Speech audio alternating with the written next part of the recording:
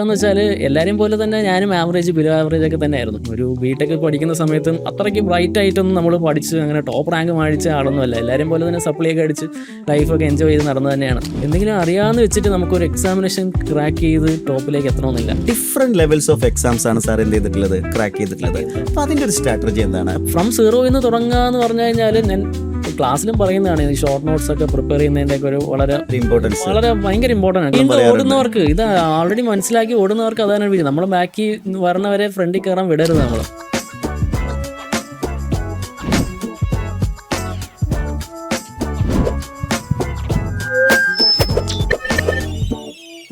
Hi all, ഇന്നത്തെ ഒരു സെഷനിൽ നമ്മളോടൊപ്പം വന്നിരിക്കുന്നത് അരവിന്ദ് സാറാണ്. അരവിന്ദ് സാറിനെ കുറിച്ച് പ്രത്യേകിച്ച് ഒരു ഇൻട്രൊഡക്ഷൻ്റെ ആവശ്യമില്ല, നിങ്ങൾക്ക് എല്ലാവർക്കും അറിയാവുന്ന നമ്മുടെ ഏറ്റവും പ്രിയപ്പെട്ട ഫാക്കൽറ്റിയാണ്. കഴിഞ്ഞ അസിസ്റ്റന്റ് പ്രൊഫസർ എക്സാമിനേഷനിൽ all Kerala rank 2nd rank വാങ്ങിക്കൊണ്ട് എന്താ പറയുക, കേരളത്തിലെ ഏറ്റവും മികച്ച ഒരു എഞ്ചിനീയറിംഗ് കോളേജിൽ അസിസ്റ്റന്റ് പ്രൊഫസർ ആവാൻ വേണ്ടി തയ്യാറെടുത്തിരിക്കുന്ന അരവിന്ദ് സാറാണ് നമുക്ക് ഇന്ന് അതിഥിയായിട്ട് വരുന്നത്. അരവിന്ദ് സാറിനെ സംബന്ധിച്ചിടത്തോളം ഒരു ഡ്രീം ജോബ് അല്ലെങ്കിൽ അദ്ദേഹത്തിൻ്റെ ഒരു ഡ്രീം ഡെസ്റ്റിനേഷനിലേക്കാണ് അദ്ദേഹം എത്തിയിട്ടുള്ളത്. സോ ഫസ്റ്റ് ഓഫ് ഓൾ നമുക്ക് അദ്ദേഹത്തെ കൺഗ്രാജുലേറ്റ് ചെയ്യാം. അതേപോലെ തന്നെ സാറിൻ്റെ ഒരു എക്സ്പീരിയൻസ് തീർച്ചയായിട്ടും എക്സാംസ് എഴുതാൻ ഉദ്ദേശിക്കുന്ന മുഴുവൻ ഉദ്യോഗാർത്ഥികൾക്കും വലിയൊരു പ്രചോദനമാവും. So first of all congratulation. അതേപോലെ അരവിന്ദ് സാർ, ഈ ഒരു മൊമെൻറ്റിൽ സാറിന് പറയാനുള്ള കാര്യങ്ങൾ എന്താണ്? ഈ ഒരു ഡ്രീം മൊമെൻറ്റിനെ കുറിച്ച് നിങ്ങൾക്ക് സാറിന് ഞങ്ങളുമായിട്ടൊന്ന് ഡിസ്കസ് ചെയ്യാം. ആദ്യമേ തന്നെ വളരെയധികം നന്ദി പറഞ്ഞോളുന്നു ഹെൻറിയോടും കൂടെ നിന്ന് എല്ലാവരോടും. ഇപ്പോൾ സാറ് പറഞ്ഞതുപോലെ തന്നെ ഇപ്പോൾ ഈ ഒരു പൊസിഷനിൽ വളരെ ഈസി ആയിട്ട് എത്തിപ്പെട്ട ഒരു പൊസിഷൻ അല്ല. അത് എല്ലാവരോടും എനിക്കത് ഷെയർ ചെയ്യാൻ ഞാൻ താല്പര്യപ്പെടുന്നു. നമുക്കിപ്പം യൂഷ്വലി നമ്മുടെ ക്ലാസ്സൊക്കെ ഇങ്ങനെ അറ്റൻഡ് ചെയ്യുന്ന ക്ലാസ് എടുക്കുന്ന സമയത്തില്ലേ, ഇപ്പോൾ സ്റ്റുഡൻസിൻ്റെ ഒരു പൊതുവെ ഉള്ളൊരു ഡൗട്ടാണ്, ഇങ്ങനെ ആവറേജ് അല്ലെങ്കിൽ ബിലോ ആവറേജ് ലെവലിലൊക്കെ ഇരുന്നുകൊണ്ട് നമുക്ക് ഈ ഒരു കേരള PSC എക്സാമിനേഷൻ പോലുള്ള എക്സാമിനേഷൻസ് ക്ലിയർ ചെയ്യാൻ പറ്റുമോ, അല്ലെങ്കിൽ നല്ല റാങ്ക് അടിച്ച് പെട്ടെന്ന് ജോലി കയറാൻ പറ്റുമോ എന്നുള്ള കാര്യങ്ങളൊക്കെയാണ്. അപ്പോൾ എനിക്ക് പറയാനുള്ളതെന്ന് വെച്ചാൽ എല്ലാവരെയും പോലെ തന്നെ ഞാനും ആവറേജ് ബിലോ ആവറേജ് ഒക്കെ തന്നെയായിരുന്നു. ഒരു ബിടെക് പഠിക്കുന്ന സമയത്തും അത്രയ്ക്ക് ബ്രൈറ്റ് ആയിട്ടൊന്നും നമ്മൾ പഠിച്ച് അങ്ങനെ ടോപ്പ് റാങ്ക് മേടിച്ച ആളൊന്നുമല്ല. എല്ലാവരെയും പോലെ തന്നെ സപ്ലിയൊക്കെ അടിച്ച് ലൈഫൊക്കെ എൻജോയ് ചെയ്ത് നടന്നു തന്നെയാണ്. അതിനുശേഷം നമ്മൾ നമുക്കൊരു റിയലൈസേഷൻ അടിക്കും. നമ്മൾ അതിനുശേഷം ഇങ്ങനെ എക്സാമിനേഷനൊക്കെ അറ്റൻഡ് ചെയ്ത് തുടങ്ങിയ സമയത്ത്, അതായത് ആദ്യം ഒന്ന് ഗേറ്റ് നിന്ന് പ്രിപ്പയർ ചെയ്തായിരുന്നേ. ഗേറ്റ് പ്രിപ്പയർ ചെയ്തപ്പോൾ അത് കുഴപ്പമില്ലാണ്ട് ഞാൻ പോയി. പിന്നെ കേരള PSCയുടെ അസിസ്റ്റന്റ് എഞ്ചിനീയർ എക്സാമിനേഷൻ, എൻ്റെ ഫസ്റ്റ് PSC എക്സാമിനേഷൻ എന്ന് പറയുന്നത് KCBയിലായിരുന്നു. KCB അസിസ്റ്റന്റ് എഞ്ചിനീയർ എക്സാമിനേഷൻ ആയിരുന്നു. ഞാനന്ന് വിചാരിച്ച് കുറേ കാര്യങ്ങളൊക്കെ അറിയാമെന്ന് വിചാരിച്ചു പോയി എക്സാമിനേഷൻ എഴുതി. ഫസ്റ്റ് KCB AE എക്സാമിനേഷൻ എഴുതിയപ്പം കിട്ടിയിട്ടുണ്ടായിരുന്നില്ല. 2014, അതെ. എന്നുവെച്ചാൽ സപ്ലിമെൻ്ററി ലിസ്റ്റ് ആയിരുന്നു. എൻ്റെ ഓർമ്മ ശരിയാണെങ്കിൽ അതൊരു സപ്ലിമെൻ്ററി ലിസ്റ്റ് ലാസ്റ്റിലോട്ട് വന്ന ഒരു ഇതായിരുന്നു. അപ്പോൾ എനിക്ക് മനസ്സിലായ ഒരു വലിയൊരു ഫാക്ടറുണ്ട്. അത് നമ്മുടെ പല സ്റ്റുഡൻസും വളരെ വൈകി മനസ്സിലാവുന്ന ഒരു കാര്യമാണ്. എന്തെങ്കിലും അറിയാമെന്ന് വെച്ചിട്ട് നമുക്കൊരു എക്സാമിനേഷൻ ക്രാക്ക് ചെയ്ത് ടോപ്പിലേക്ക് എത്തണമെന്നില്ല. നമ്മൾ ഇടയ്ക്കിടയ്ക്ക് പറയാറുള്ള ഒരു എക്സാമ്പിൾ ഉണ്ട്, വളരെ ഇമ്പോർട്ടൻറ്റ് എക്സാമ്പിൾ. അതായത് നമ്മുടെ യുസൈൻ ബോൾട്ടിൻ്റെ കാര്യം തന്നെയാണ്. ഉസൈൻ ബോൾട്ടിന് ഓടാൻ അറിയാം, നമുക്ക് ഓടാൻ അറിയാം. രണ്ടുപേർക്ക് നിയമങ്ങളെല്ലാം അറിയാം. പക്ഷേ ഉസൈൻ ബോൾട്ടിനെ പോലെ ഓടാൻ നമുക്ക് പറ്റില്ല. അങ്ങനെ പറ്റണമെങ്കിൽ നമ്മൾ അത്രയധികം വർഷം പുള്ളിനെ പോലെ പ്രാക്ടീസ് ചെയ്ത് പുള്ളിനെ പോലെ ഫീൽഡിൽ നമ്മൾ വർക്ക് ചെയ്ത് നമുക്ക് ഫൈനലി പുള്ളിയുടെ കൂടെ അത് കളിക്കാനെങ്കിലും പറ്റത്തുള്ളൂ, പ്ലേ ചെയ്യാൻ. അതുപോലെ തന്നെയാണ് ഇത്. ഞാൻ കുറേയൊക്കെ നോക്കിയിട്ടൊക്കെ പോയൊരു എക്സാമിനേഷൻ ആയിരുന്നു KCB അതിൻ്റെത്. പോയി എക്സാം എഴുതി ലിസ്റ്റ് ബാക്കിലോട്ട് വന്ന് ഞാനന്ന് വീട്ടിലിരുന്ന് ആലോചിക്കുകയാണ്. ക്വസ്റ്റ്യൻ പേപ്പർ കണ്ടാൽ നിങ്ങൾക്ക് ഇപ്പോഴും മനസ്സിലാവും. 2014 നോട്ടിഫിക്കേഷൻ വിളിച്ച് 15 നടന്ന പരീക്ഷയാണെന്ന് തോന്നുന്നു. അതെ, 15 നടന്ന എക്സാം. ആ എക്സാമിനേഷനകത്ത് ക്വസ്റ്റ്യൻ പേപ്പർ കണ്ടാൽ ഈസിയാണ്. അതേ ഒരു ലെവലിൽ തന്നെ എല്ലാ PSC എഴുതുന്ന എല്ലാവരും ആ ഒരു ലെവലിൽ കൂടെ കടന്നു പോകും. നോക്കുമ്പോൾ ഭയങ്കര ഈസി ആയിട്ട് തോന്നും.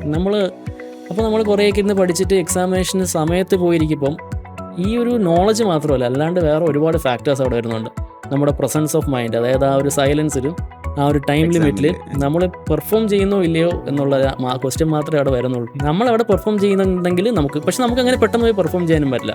ഇപ്പോൾ ആരോ കേസ്, ഇപ്പോൾ ഒരു ബാഡ്മിൻ്റൺ കളിക്കാമെന്ന് വിചാരിക്കുന്നു. നമുക്ക് റൂൾസ് റെഗുലേഷൻസ് ഒക്കെ അറിയാം. വർഷങ്ങളായിട്ട് കളി കാണുന്നവരായിരിക്കും, ഇൻ്റർനാഷണൽ മാച്ചസ് അല്ല. ഓപ്പോസിറ്റ് ഒരാളെ മൂവ്മെൻറ്റ് നോക്കി നമുക്ക് ഇപ്പുറത്ത് എന്താണ് അടിക്കുന്നതൊക്കെ നമുക്ക് പറയാൻ പറ്റും, പുറത്തുനിന്ന് നോക്കിക്കുന്നുണ്ട്. പക്ഷെ നമ്മൾ ഫീൽഡിൽ ഇറങ്ങി അത് നമ്മൾ കളിക്കാൻ തുടങ്ങുമ്പോൾ നമ്മൾ വരത്തില്ല. കൂടെ നിൽക്കുന്നവരോട് പിടിച്ചിരിക്കാൻ പോലും പറ്റില്ല.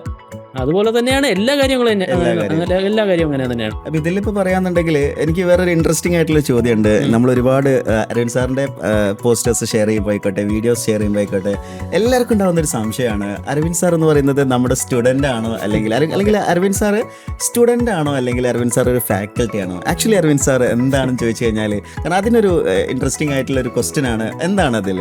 പക്ഷെ ഇതിനകത്ത് സ്റ്റുഡൻറ്റ് ഫാക്കൽറ്റി എന്നൊന്നുമില്ല. നോളജ് നമ്മൾ ഒരു സ്ഥലത്ത് നിന്ന് വേറൊരു സ്ഥലത്തേക്ക് ഷെയർ ചെയ്യുന്നത്. ഷെയർ ചെയ്യുക. അത് നമ്മൾ സെൻഡ് ചെയ്യുന്ന ആളെ ടീച്ചർ എന്ന് വിളിക്കും, റിസീവ് ചെയ്യുന്ന ആളെ നമ്മൾ സാധാരണ സ്റ്റുഡൻ്റ് എന്ന് വിളിക്കും. അതാണ്. ഇപ്പോൾ ഞാനിപ്പോൾ എൻട്രിയിൽ വന്ന സമയത്ത് ക്ലാസ് എടുക്കുന്നുണ്ടായിരുന്നു. അതെ. എനിക്ക് ഇവിടെ കിട്ടിയൊരു വലിയൊരു അഡ്വാൻറ്റേജ് എന്ന് പറഞ്ഞാൽ എനിക്ക് ഒരുപാട് സ്റ്റുഡൻസിനെ എനിക്ക് ഹാൻഡിൽ ചെയ്യാനുള്ളൊരു ഓപ്പർച്യൂണിറ്റി കിട്ടി.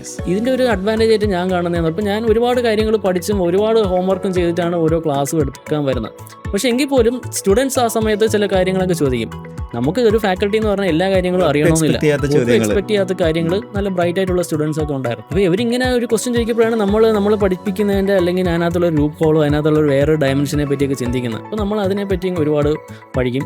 എന്നിട്ട് അത് പഠിച്ച കാര്യങ്ങൾ ഞാൻ എല്ലാ ലൈവിലും ഷെയർ ചെയ്ത് കൊടുത്തിട്ടുണ്ട്. ഇതായിരുന്നു ഒരു യൂഷ്വൽ ഒരു പ്രൊസീജിയർ ഞാൻ ഫോളോ ചെയ്തുകൊണ്ടിരുന്നത്. ഇപ്പോൾ ഫോർ എക്സാമ്പിൾ ഇപ്പോൾ പവർ സിസ്റ്റം എടുക്കുന്ന സമയത്ത് ഇപ്പോൾ മൈക്രോ പ്രോസസ്സറിൻ്റെയൊക്കെ ഡൗട്ടൊക്കെ ചോദിക്കുമായിരുന്നു. മൈക്രോ പ്രോസസ്സിൻ്റെ പ്രോഗ്രാമിംഗ് ഒക്കെ എനിക്ക് വേണമെങ്കിൽ അത് ഞാൻ നോക്കുന്നതല്ല എന്ന് പറഞ്ഞ് മാറ്റിയൊക്കെയായിരുന്നു. പക്ഷെ അങ്ങനെയൊന്നും ചെയ്യായിരുന്നു. നമുക്കപ്പം പറയാം തൽക്കാലം തടി തപ്പാം. പക്ഷേ നമ്മൾ എക്സാമിനേഷൻ ടൈമിനകത്ത് നമ്മളിതൊക്കെ ഫേസ് ചെയ്യേണ്ട ഒരാളാണ് അറ്റ് എ ടൈം. അത് എടുത്ത് നോക്കുക, പറഞ്ഞു കൊടുക്കുക. സോ ഓരോ സ്റ്റുഡൻറ്റിൻ്റെയും ഹെൽപ്പോട് കൂടിയാണ് സത്യം പറഞ്ഞാൽ എനിക്ക് ഇപ്പോഴത്തെ ഈ ഒരു പൊസിഷനിൽ ഇരിക്കാൻ പറ്റുന്നത്. ഞാനും മാത്രം ഒറ്റയ്ക്ക് പഠിച്ച് നേടിയെടുത്തൊന്നും അങ്ങനെ പറയാനൊന്നും പറ്റില്ല. ശരിക്കും ഇതൊരു ഇതിൽ ഞാനൊന്ന് ആഡ് ഓൺ ചെയ്യുകയാണ്. അതായത് നമ്മൾ എൻട്രിയിൽ ഈ ഒരു കോഴ്സ് സ്റ്റാർട്ട് ചെയ്യുന്ന സമയത്ത് നമ്മളോടൊപ്പമുള്ള എല്ലാ അധ്യാപകരും ശരിക്കും പറഞ്ഞാൽ ഇപ്പം നിലവിൽ ഓൾറെഡി ഒരു സർവീസിലുള്ള ആളുകളൊന്നും അല്ല. മാത്രമല്ല അവർ ഒരുമിച്ച് നിന്ന് നമ്മൾ എല്ലാവരും കൂടിയിട്ടുള്ള ഒരു കൂട്ടായിട്ടുള്ള ഒരു എന്താ പറയുക റിസൾട്ടാണ് പലപ്പോഴും വന്നിട്ടുള്ളത്. അത് നമ്മൾ ടീച്ചേഴ്സിനെക്കാളും നല്ല റിസൾട്ട്. ഇപ്പോൾ നമ്മൾ ഒരു എക്സാമ്പിൾ പറയുകയാണെങ്കിൽ അസിസ്റ്റന്റ് ഇലക്ട്രിക്കൽ ഇൻസ്പെക്ടർ എക്സാം സാറിന് 5ാം റാങ്ക് ആയിരുന്നു ഉണ്ടായിരുന്നത്. സാറിൻ്റെ ഒരു സ്റ്റുഡൻറ്റിന് 4ാം റാങ്ക് വന്നിട്ടുണ്ടായിരുന്നു. അതേപോലെ ഇപ്പോൾ അങ്ങനെ നോക്കുകയാണെന്നുണ്ടെങ്കിൽ നമ്മുടെ തന്നെ ഒരു സ്റ്റുഡൻ്റാണ് ഫസ്റ്റ് റാങ്ക് വന്നിട്ടുള്ളത്. അതായത് ഈ ഒരു ടീച്ചിങ് പ്രോസസ്സിനൊക്കെ നമ്മൾ ശരിക്കും എന്ത് ചെയ്യണം, അത്രയും നമ്മളെ എന്ത് ചെയ്യാണ് എൻഹാൻസ് ചെയ്യുക എന്നുള്ളതാണ്. അപ്പം ഒരു ടീച്ചർ അല്ലെങ്കിൽ സ്റ്റുഡൻറ്റ് എന്നുള്ളതിനെക്കാട്ടിലും നമ്മൾ കണ്ടന്റ് ഏൺ ചെയ്യുക എന്നുള്ളത് തന്നെ ആ പ്രോസസ്സിലാണ് എന്ത് ചെയ്യുന്നത്. ഇതൊരു വളരെ സയന്റിഫിക് ആയിട്ടുള്ള ഒരു മെത്തേഡായിട്ട് കേട്ടിട്ടുണ്ട്. അതായത് നമ്മളൊരു കാര്യം നമുക്ക് പഠിച്ചാൽ മാത്രമേ അത് എന്ത് ചെയ്യാൻ പറ്റുള്ളൂ, എക്സ്പ്ലെയിൻ ചെയ്യാൻ പറ്റുള്ളൂ എന്നുള്ളത്. അപ്പോൾ നമ്മളൊരു ക്ലാസ് എടുക്കുന്നതിന് വേണ്ടി നമ്മൾ അത്രയും എഫേർട്ട് എടുത്ത് എന്ത് ചെയ്യുന്നുണ്ട്, പഠിക്കുന്നുണ്ട്. സോ അതേ എഫേർട്ട് ഒരു സ്റ്റുഡന്റിനെ പോലെ നമ്മൾ ചെയ്യുമ്പോഴാണ് എന്താ നല്ലൊരു ഫാക്കൽറ്റി ആയിട്ട് മാറുന്നത്. അപ്പോൾ നമ്മൾ ഈ ഒരു ക്വസ്റ്റിന്റെ ആൻസർ സ്റ്റുഡന്റ് ഓർ ഫാക്കൽറ്റി എന്നുള്ളതിന്റെ ഒരു ഫൈനൽ ആൻസർ എന്തായിരിക്കും സർ?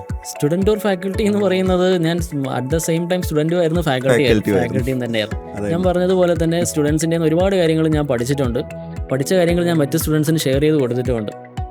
ഷെയർ ചെയ്യുന്ന സമയത്ത് ഞാൻ ഫാക്കൽറ്റി ആവും, പഠിക്കുന്ന സമയത്ത് ഞാൻ സ്റ്റുഡൻ്റ് ആവും. അത്രേ ഉള്ളൂ അതിൻ്റെ ലോജിക്ക്. അത്രയും ഇപ്പോൾ ഞാനിപ്പോൾ ഒരു ഡിപ്പാർട്ട്മെന്റിൽ കയറി, ആ ഡിപ്പാർട്ട്മെന്റിനകത്ത് ഞാൻ ഏറ്റവും ചെറിയൊരു സ്റ്റുഡൻ്റ് ആണ്.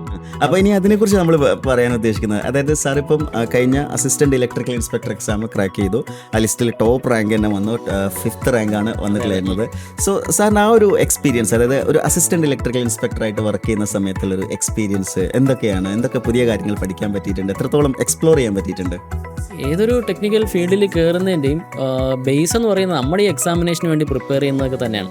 അപ്പോൾ നമ്മൾ ഈ എക്സാമിനേഷന് പ്രിപ്പയർ ചെയ്യുന്ന സമയത്ത് അതിനൊരു എക്സാമിനേഷൻ എന്നുള്ള രീതിയിൽ കാണാണ്ട് നമുക്കൊരു ഒരു ഫീലിങ്ങോടുകൂടി പഠിക്കണമെന്നാണ് എനിക്ക് പറയാനുള്ളത്. വളരെ എന്താ പറയാൻ, ഇപ്പം നമ്മൾ ഈ പഠിച്ച് നിർത്തുന്നതിൻ്റെ അടുത്തൊരു സ്റ്റെപ്പിലേക്കാണ് നമ്മൾ ഈ ഒരു ഡിപ്പാർട്ട്മെൻറ്റ് അകത്ത് കയറിയാൽ. ഫോർ എക്സാമ്പിൾ ഇപ്പോൾ ഒരു HT ഇൻസ്റ്റലേഷൻ എടുത്തു, ഒരു ട്രാൻസ്ഫോമർ എടുത്തൊരു ട്രാൻസ്ഫോമർ എന്തൊക്കെ പ്രൊട്ടക്ഷൻ വേണം, എന്തൊക്കെ റിലേസ് യൂസ് ചെയ്യണം, അതിൻ്റെ കണക്ഷൻസ് എങ്ങനെയായിരിക്കണം എന്നിങ്ങനെയുള്ള കാര്യങ്ങളൊക്കെ പെട്ടെന്ന് മനസ്സിലാക്കണമെങ്കിൽ ഇപ്പോൾ ഒരു റിസ്ട്രിക്റ്റഡ് എർത്ത് പോൾ പ്രൊട്ടക്ഷൻ, അത് ഡിഫറൻഷ്യൽ പ്രൊട്ടക്ഷൻ എന്താണെന്ന് അറിഞ്ഞാലേ അവിടെ ചെന്നിട്ട് ബാക്കി നമുക്ക് എടുക്കാൻ പറ്റത്തുള്ളൂ. സോ ഈ നിങ്ങൾ പഠിക്കുന്ന സമയത്ത് തന്നെ ആ ഒരു നമുക്ക് ഫ്യൂച്ചറിൽ ആവശ്യം വരുന്നതാണെന്ന് മനസ്സിലാക്കി പഠിച്ചാൽ കുറച്ചും കൂടെ ഫീൽ ഉണ്ടാവും. നിങ്ങൾ ഫീൽഡിലൊക്കെ പോയി നിൽക്കുമ്പോൾ ഭയങ്കര ഒരു സന്തോഷം തോന്നും നമുക്ക്.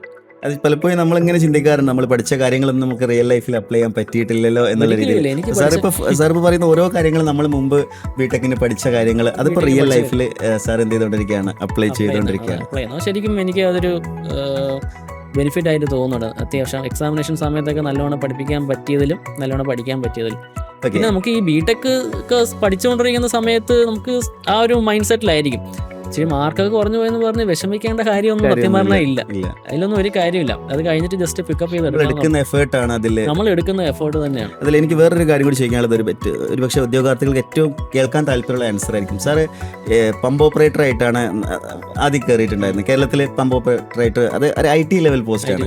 അത് കഴിഞ്ഞതിന് ശേഷമാണ് ഇപ്പം ഡിപ്ലോമ ലെവലിലുള്ള സബ് എഞ്ചിനീയർ എക്സാം ഒക്കെ ക്രാക്ക് ചെയ്തിരുന്നു. പക്ഷേ സാർ എന്ത് ചെയ്തില്ല, ഇന്റർവ്യൂ അറ്റൻഡ് ചെയ്തില്ല.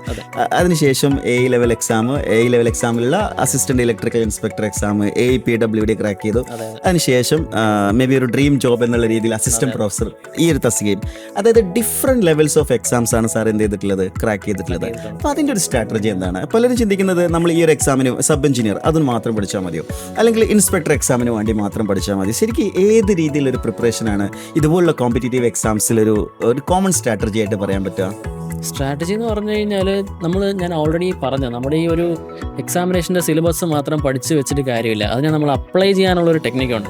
അത് നമുക്കത് അതായത് പ്രാക്ടീസിലൂടെ നമുക്കത് കിട്ടത്തുള്ളൂ. അതിനെ അപ്ലൈ ചെയ്യാൻ കറക്റ്റായിട്ട് കൃത്യമായിട്ട് അപ്ലൈ ചെയ്യാൻ അറിഞ്ഞിരിക്കണം. ആ സമയത്ത് നമ്മുടെ പ്രസൻസ് ഓഫ് മൈൻഡ്, നമ്മൾ എങ്ങനെ അതിനെ സമയത്ത് നമ്മൾ ഫോക്കസ് ചെയ്ത് തന്നെ ഒരു സൊല്യൂഷൻ കണ്ടുപിടിക്കുക എന്നുള്ളതാണ്. അത് ജീവിതത്തിലാണെങ്കിലും അങ്ങനെ തന്നെയാണ്. നമ്മൾ ഏതെങ്കിലും ഒരു പ്രതിസന്ധി ഘട്ടത്തിൽ വന്നിട്ട് അങ്ങ് ചുമ്മാ ഇരുന്നാലും ശരിയാവത്തില്ല. നമ്മൾ എന്തെങ്കിലും കാണിച്ചു കൂട്ടി അതിന് സൊല്യൂഷൻ കണ്ടുപിടിച്ച് പുറത്തു വന്നേ പറ്റും. അതൊരു ഭയങ്കര പോസിറ്റീവ് ആയിട്ടുള്ള ഒരു കാര്യമാണ്. അതായത് നമ്മൾ നമ്മുടെ മുന്നിൽ വരുന്ന പ്രോബ്ലം എന്താണ്, അതിനെ എന്ത് ചെയ്യാം, അതിനെ സോൾവ് ചെയ്യാനുള്ള സൊല്യൂഷൻ ഉണ്ടാവും. അത് ഏത് ലെവലാണെങ്കിലും, അത് ITI ലെവലാണെങ്കിലും ശരി, അത് PWD ലെവലാണെങ്കിലും ശരി, അതല്ല അത് നമ്മൾ മനുഷ്യന്മാരുടെ പ്രശ്നങ്ങളാണെങ്കിലും ശരി, നമ്മളത് സോൾവ് ചെയ്യാന്നുള്ളത്. That's a very nice answer. പിന്നെ നമ്മുടെ ഈ എക്സാമിനേഷന് ഞാൻ ഓൾറെഡി ഒരിക്കൽ പറഞ്ഞതാണ്, നമ്മളൊരു പ്രിപ്പറേഷൻ സ്റ്റാർട്ട് ചെയ്ത് കഴിഞ്ഞാൽ ഫൈനൽ ഗോൾ എത്തുന്ന വരെ നമ്മളത് കണ്ടിന്യൂ ചെയ്യുക എന്നുള്ളതാണ്. ഇപ്പോൾ ഒരു എക്സാമിനേഷൻ കഴിഞ്ഞു, എൻ്റെ സബ് എഞ്ചിനീയറിന് കിട്ടിയില്ല എന്ന് പറഞ്ഞിരുന്നിട്ട് ഒരു കാര്യമില്ല. ആ പ്രിപ്പറേഷൻ ഒരു സ്ലോ പേസിലെങ്കിലും നമ്മൾ മെയിൻറ്റെയിൻ ചെയ്തിരിക്കണം എന്നുള്ളതാണ്. വേറെ ഒരു ടെക്നിക്കൽ എക്സാമ്പിൾ പറയുന്നില്ല ഞാൻ. അത് ചെറിയൊരു സ്ലോ പേസിൽ നമ്മൾ അതിനെ റിവൈസ് ചെയ്യാം. ദിവസം ഒരു 1 hour എങ്കിലും ഇൻവെസ്റ്റ് ചെയ്യുക എന്നുള്ളതാണ്. അങ്ങനെ ചെയ്യുന്നതിൻ്റെ ഒരു അഡ്വാൻറ്റേജ്, ഫോർ എക്സാമ്പിൾ ഇപ്പോൾ നമ്മളോട് ഒരാൾ പറയാം ഒരു കിൻഡൽ വെയിറ്റ് സ്ഥലത്തുണ്ട്, അതിനെ എടുത്തുകൊണ്ട് ഒരു 2 kilometer അപ്പുറത്ത് കൊണ്ടുവച്ചാൽ നിങ്ങൾക്ക് ഒരു സർപ്രൈസ് ഉണ്ടെന്നോ അല്ലെങ്കിൽ എന്തെങ്കിലും എമൗണ്ട് തരാമെന്നോ അങ്ങനെ എന്തെങ്കിലും പറഞ്ഞു എന്ന് വിചാരിക്കാം. ഒരു കിൻഡൽ വെയിറ്റ് എന്ന് പറയുമ്പോൾ അത് നമുക്ക് ചിന്തിക്കാൻ പറ്റുന്നതിൻ്റെ അപ്പുറമാണ്. പക്ഷേ നമ്മളെ കൊണ്ട് പറ്റുമെന്ന് ചോദിച്ചാൽ നമ്മളെ കൊണ്ട് അത് ശരിക്കും പറ്റും. 1 കിൻഡൽ 1 kilometer അല്ല 10 kilometer അപ്പുറത്തോണോ നമുക്ക് കൊണ്ട് വയ്ക്കാം, എടുത്തുകൊണ്ട് വയ്ക്കാം. നമുക്ക് വേണ്ട സമയമാണ് അവിടെ. നമുക്കൊരു 2 വർഷം സമയം തന്നാൽ നമ്മൾ ഓരോ കിൻഡൽ വെയിറ്റിൽ ഓരോ kg വെച്ച് ദിവസം എടുത്തുകൊണ്ട് പോയാൽ മതി. എന്നാൽ അതൊരു 2 ആഴ്ച കൊണ്ട് ചെയ്യണമെന്ന് പറഞ്ഞാൽ ഇമ്പോസിബിൾ ആണ്. ഫിസിക്കൽ കാര്യം പോലെ തന്നെയാണ് നമ്മളെ മെൻ്റൽ കാര്യങ്ങൾ. നമ്മളൊരു ഫാറായിട്ടൊരു സാധനത്തിനെ ഒന്ന് ആൻറ്റിസിപ്പേറ്റ് ചെയ്ത് അതിൻ്റെ ചെറിയൊരു പ്രിപ്പറേഷനെങ്കിലും ഇപ്പോഴേ കൊടുത്തു പോയി കഴിഞ്ഞുള്ള അഡ്വാൻറ്റേജ് എന്ന് പറഞ്ഞാൽ അതിൻ്റെ ഒരു ഫിനിഷിംഗ് പോയിന്റ് എത്താറപ്പോൾ ഒരുപാട് പേര് സ്ട്രഗിൾ ചെയ്യുന്നുണ്ടാവും. നമുക്ക് ആ ഒരു സ്ട്രഗിൾ ഉണ്ടാവത്തില്ല. നമുക്ക് കാര്യങ്ങൾ വളരെ ഈസി ആയിരിക്കും. നമ്മൾ ഓൾറെഡി അങ്ങ് ഫിനിഷിംഗ് പോയിന്റിൽ എത്തിയിട്ടുണ്ടാവും. അതെ, ഈ പറഞ്ഞിരിക്കുന്ന കാര്യം ശരിക്കും പറഞ്ഞാൽ ഇപ്പോൾ എക്സാംസ്, അതായത് റീസെൻറ്റ് പാസ് ഔട്ട് ആയിട്ടുള്ള ആളുകൾ, അതേപോലെ കഴിഞ്ഞ എക്സാമിൽ ജസ്റ്റ് മിസ്സായിട്ടുള്ള സപ്ലിമെൻ്ററി ലിസ്റ്റിലേക്കോ അല്ലെങ്കിൽ ജസ്റ്റ് മിസ്സായിട്ടുള്ള ആളുകൾക്കൊക്കെ വലിയൊരു പ്രചോദനം എന്നൊരു കാര്യമാണ്. ജസ്റ്റ് മിസ്സായിട്ടുള്ള ആളുകളൊക്കെ ആക്ച്വലി ഇന്ന് തന്നെയാണ്. ആ ലിസ്റ്റിൽ ടോപ്പ് വരുന്നവർ ഇപ്പോൾ കയറി കഴിഞ്ഞാൽ അടുത്ത ലിസ്റ്റിൽ അവരാണ് മെയിൻ ലിസ്റ്റ്. അത് അവർ ആദ്യം തിരിച്ചറിയേണ്ട ഒരു പോയിന്റ്. തിരിച്ചറിയാണ്ട് നമ്മൾ അതിൽ ഗിവ് അപ്പ് ചെയ്ത് കഴിഞ്ഞാൽ വീണ്ടും ഓടുന്നവർക്കുള്ളതാണ് വിജയം. ഓടുന്നവർക്ക് ഇത് ഓൾറെഡി മനസ്സിലാക്കി ഓടുന്നവർക്ക് അതാണ് വിജയം. നമ്മൾ ബാക്കി വരണവരെ ഫ്രണ്ടിൽ കയറാൻ വിടരുത് നമ്മൾ ഈ ഒരു പോയിന്റ്. സബ് എഞ്ചിനീയർ ഇപ്പോൾ മെയിൻ ലിസ്റ്റിൽ റാങ്ക് കുറവാണ്, അവരൊന്നും ഒട്ടും വിഷമിക്കേണ്ട ഒരു കാര്യമില്ല. ഫ്രണ്ടിലുള്ളവരൊക്കെ പോവും. അടുത്ത വരുന്നത് ചിലപ്പോൾ ഇതിനേക്കാളും വലിയ എക്സാം ആയിരിക്കും, അതിനകത്ത് ടോപ്പിലായിരിക്കും വരുന്നത്. സോ അങ്ങനെ വിഷമിക്കേണ്ട ഒരു കാര്യമില്ല. ഒരുപാട് എക്സാമിനേഷൻ തുടക്കത്തിലൊക്കെ എഴുതി ഇങ്ങനെ ഞാൻ പറഞ്ഞില്ലേ KCBI ഒന്നും കിട്ടിയിട്ടില്ല. അത് കഴിഞ്ഞ് ഞാൻ പിന്നെ ഒന്നും കൂടെ ഒന്ന് പ്രിപ്പറേഷൻ എന്ന് പറഞ്ഞാൽ നമ്മൾ അപ്പോഴത്തേക്കും വേറെ വർക്കിൽ ജോയിൻ ചെയ്തു. പിന്നെ നാട്ടിലേക്ക് വരണം എന്നുള്ളൊരു ഫോക്കസ് ഉണ്ടായിരുന്നു, AP ഫ്രണ്ടിലുണ്ടായിരുന്നു. അപ്പോൾ അതിനുവേണ്ടി ദിവസം ഒരു 1 hour വെച്ച് ഒന്ന് ജസ്റ്റ് ഒന്ന് നോക്കി വിടുന്നത് നല്ലതാണ്. തീർച്ചയായിട്ടും ഫ്രം സീറോ എന്ന് തുടങ്ങുക എന്ന് പറഞ്ഞു കഴിഞ്ഞാൽ ഞാൻ ഇപ്പോൾ ക്ലാസ്സിലും പറയുന്നതാണ്, ഈ ഷോർട്ട് നോട്ട്സ് ഒക്കെ പ്രിപ്പയർ ചെയ്യുന്നതിൻ്റെ ഒക്കെ ഒരു വളരെ ഭയങ്കര ഇമ്പോർട്ടൻ്റ് ആണ്. കാരണം ലാസ്റ്റ് എന്ന് പറഞ്ഞാൽ നമുക്ക് ഈ ബുക്കൊക്കെ തുറന്നു വെച്ച് നോക്കാന്ന് പറഞ്ഞാൽ അതിനുള്ള മൈൻഡ് കിട്ടൂല, പ്രഷറുണ്ടായിരിക്കും, നമ്മുടെ സൊസൈറ്റിയുടെ പ്രഷർ ഉണ്ടാവും, അങ്ങനെ പിന്നെ ഫാമിലി വർക്ക് ഉണ്ടാവും. സാറ് ക്ലാസ് എടുക്കാനൊക്കെ വരുന്ന സമയത്ത്, നമ്മൾ ഡിജിറ്റൽ ബോർഡിൽ ഷൂട്ടിങ്ങിനൊക്കെ വരുന്ന സമയത്ത് സാറിൻ്റെ കയ്യിൽ ആ നോട്ട്സ് ഞാൻ കാണാറുണ്ട്. അപ്പം ആ നോട്ട്സ് ശരിക്കും, നോട്ട്സിൻ്റെ ഒരു പ്രിപ്പറേഷൻ ശരിക്കും എക്സാം പോയിന്റ് ഓഫ് വ്യൂ വളരെ ഇമ്പോർട്ടൻ്റ് ആയിട്ടുള്ള ഒരു കാര്യമാണ്. അപ്പോൾ അതുപോലെ കൃത്യമായിട്ടുള്ളൊരു നോട്ട് പ്രിപ്പറേഷൻ നമ്മൾ പഠിക്കുമ്പോൾ തന്നെ ഇപ്പോൾ ഡെയിലി ഒരു 1 hour, ഇപ്പോൾ ഒരു 3 വർഷം കഴിഞ്ഞുള്ള എക്സാമിനേഷൻ ആണെങ്കിൽ നമുക്കൊരു 1 hour വെച്ച് ഇപ്പോൾ ഒരു 1 hour ഇൻവെസ്റ്റ് ചെയ്യാന്ന് പറഞ്ഞു കഴിഞ്ഞാൽ അത് ഒരു ഇൻവെസ്റ്റ് ചെയ്യുന്നില്ലെങ്കിൽ നമുക്ക് ആ പോസ്റ്റിലോട്ട് കയറാൻ നമുക്ക് ആ ഒരു പോസ്റ്റിനകത്ത് ഒരു സ്നേഹവും വരത്തില്ല, നമുക്ക് ഒരു കോമ്പീറ്റ് ചെയ്യാനുള്ള ഒരു മൈൻഡും വരത്തില്ല. ഇപ്പോൾ ഒരു 1 hour ഇൻവെസ്റ്റ് ചെയ്യുമ്പോൾ ഒരു 40 minute പഠിക്കാൻ ഒരു 20 minute നമുക്ക് വേണം, ഒരു 10 minute വേണമെങ്കിൽ ചെറിയ നോട്ട്സ് ഒക്കെ പ്രിപ്പയർ ചെയ്ത് വെച്ച് കഴിഞ്ഞാൽ തീർച്ചയായിട്ടും ഈ പലതുള്ളി പെരുവെള്ളം എന്ന് പറയുന്ന പോലെ ഒരു 2 വർഷം 3 വർഷമൊക്കെ നമ്മളെ കംപ്ലീറ്റ് സിലബസ് നമ്മൾ കവറാവും, നമ്മൾ കംപ്ലീറ്റ് ഷോർട്ട് നോട്ട്സും ഉണ്ടാവും.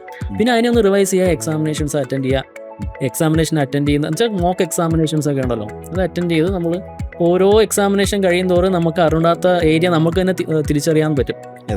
ആ പോയിന്റ് ഒക്കെ ഒന്ന് നോട്ട് ചെയ്ത് വെച്ച് അതിനെ വീണ്ടും റിവൈസ് ചെയ്ത് സ്ലോലി ഇത് ഇമ്പ്രൂവ് ചെയ്ത് കൊണ്ടുവരാൻ സാധിക്കത്തുള്ളൂ. ഒറ്റയടിക്ക് നമ്മൾ നോട്ടിഫിക്കേഷൻ വന്നിട്ട് പഠിക്കാന്നുള്ള രീതിയിൽ കയറാന്ന് നടക്കില്ല. വെച്ചാൽ ഇതിപ്പോ അതിലൊരു ചെറിയൊരു കോൺഫ്ലിക്റ്റ് സംഭവിച്ചിട്ടുള്ളത് കഴിഞ്ഞൊരു എന്താ പറയാ ലാസ്റ്റ് നടന്ന അസിസ്റ്റന്റ് ഡയറക്ടർ എക്സാം ആയിരുന്നു.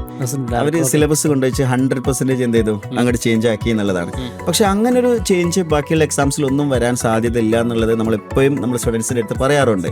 അപ്പോൾ നമ്മൾ ഈ നോട്ട് പ്രിപ്പറേഷൻ അല്ലെങ്കിൽ നമ്മൾ പ്രിപ്പറേഷൻ നേരത്തെ സ്റ്റാർട്ട് ചെയ്ത് കഴിഞ്ഞാൽ എപ്പോൾ കോമ്പറ്റീഷൻ വന്നാലും അതിൽ നമുക്ക് എന്ത് ചെയ്യാൻ പറ്റും, മുന്നോട്ട് പോകാൻ പറ്റും. പിന്നെ നമുക്ക് ഈ ഒരു സിലബസ് തന്നു, സിലബസിനകത്ത് നിന്ന് തന്നെ ആയിരിക്കും ഒരു 99 ക്വസ്റ്റ്യൻസ് 95 വരുന്നത്.